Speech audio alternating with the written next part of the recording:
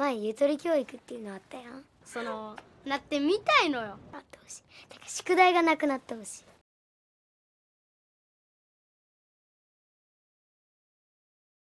Kembali lagi di channel Di Lili. Sedikit berbeda dari biasanya yang sering kita bahas tentang film romantis.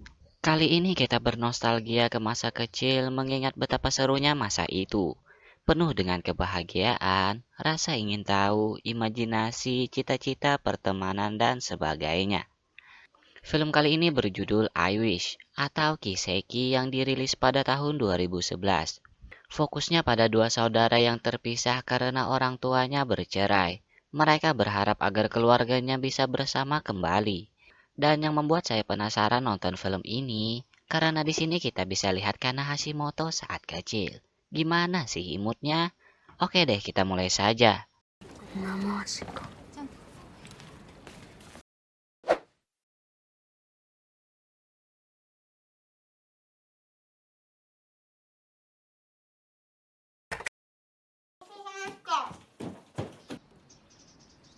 Bermula dengan seorang anak kecil bernama Koichi Osako yang tinggal di sebuah kota dekat dengan gunung berapi. Ia tinggal bersama ibu dan neneknya juga kakeknya.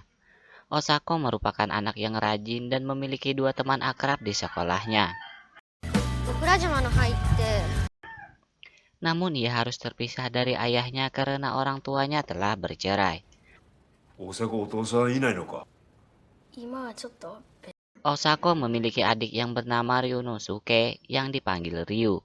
Adiknya tersebut tinggal di kota lain bersama ayahnya. Walaupun terpisah, Osako dan Ryu selalu terhubung melalui telepon. Hidup Osako sedikit lebih baik daripada Ryu karena ia bisa makan bersama ibu dan neneknya. Sedangkan Ryu hanya makan sendirian karena ayahnya seorang anak band yang sering bepergian. Tanpa menghiraukan keadaan keluarganya, Osako dan Ryu selalu menikmati hari-harinya dengan santai. Ryu juga memiliki 3 teman akrab di sekolahnya, dan semuanya perempuan.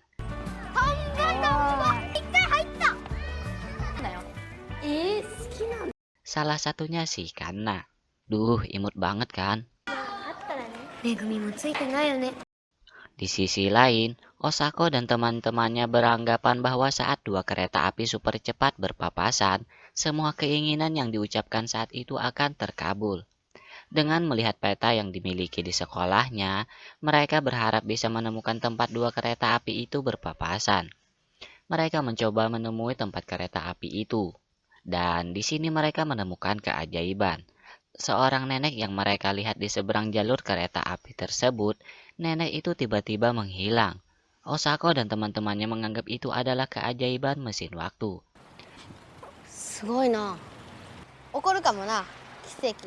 Di sisi lain, Ryu sedang membantu proses konser band ayahnya.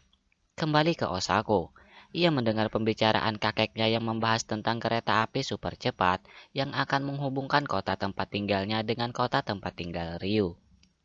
Osako juga tahu bahwa jika gunung aktif yang ada di dekat kotanya meletus, maka semua penduduk di sana harus mengungsi. Osako mulai berpikir untuk menemui adiknya yaitu Ryu. Mereka berpikir untuk bisa mengembalikan hubungan kedua orang tuanya, sehingga mereka menjadi keluarga yang bahagia.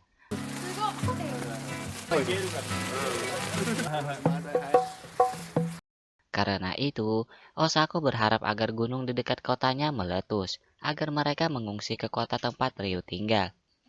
Osako dan teman-temannya akan meminta sebuah keinginan saat dua kereta api super cepat berpapasan. Di sisi lain, Ryu dan teman-temannya juga memikirkan hal yang sama. Keinginan Ryu sama dengan keinginan Osako. Ia berharap keluarganya bisa kembali menjadi keluarga yang bahagia.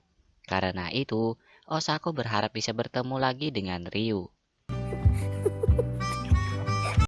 Keesokan harinya Kana menggambar band ayahnya Ryu untuk diberikan kepada Osako saat mereka bertemu. Beberapa waktu telah berlalu. Ryu tahu bahwa ibunya sangat menginginkan Ryu untuk kembali menemuinya. Hal itu menjadi bukti bahwa sebenarnya ibunya masih berharap keluarganya bisa kembali. Mengetahui hal itu, Osako benar-benar memutuskan untuk menemui Ryu bersama teman-temannya. Namun sebelum itu, mereka harus mengumpulkan uang yang cukup untuk membeli tiket kereta api. 円見つけた。おお、すげえ。またあった。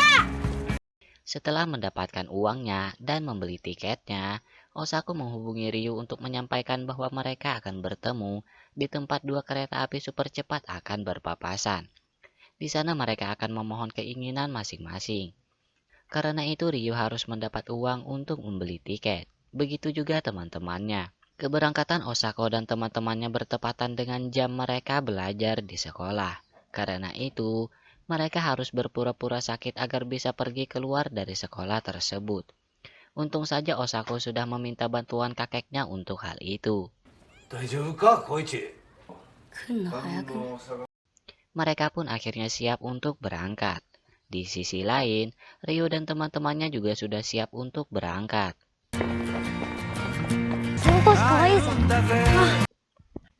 Mereka menikmati perjalanan itu dengan bersenang-senang, tapi tidak bagi Osako. Sepertinya ia memiliki pemikiran yang lebih dewasa daripada teman-temannya. Setelah beberapa waktu, akhirnya mereka bisa bertemu.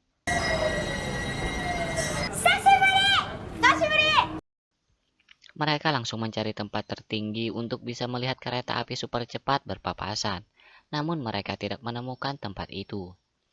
Mereka pun akhirnya menginap di rumah nenek salah satu temannya Ryu yang tinggal di sana. Beruntungnya mereka akan diantarkan ke tempat di mana mereka bisa melihat dua kereta api super cepat akan berpapasan.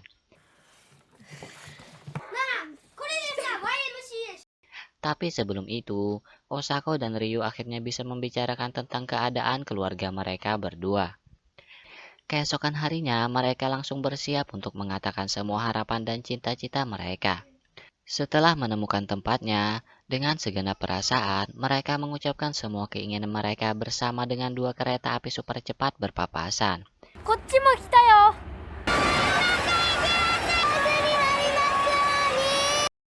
Tapi anehnya, Osako hanya berdiam diri saja. Ia tidak mengucapkan keinginannya. Setelah itu, ternyata ia lebih menerima keadaan apa adanya. Karena Osako merasa bahwa dunia telah memberikan yang terbaik untuk hidupnya. Karena itu, ia kembali dengan perasaan lega dan menikmati hidupnya dengan apa adanya.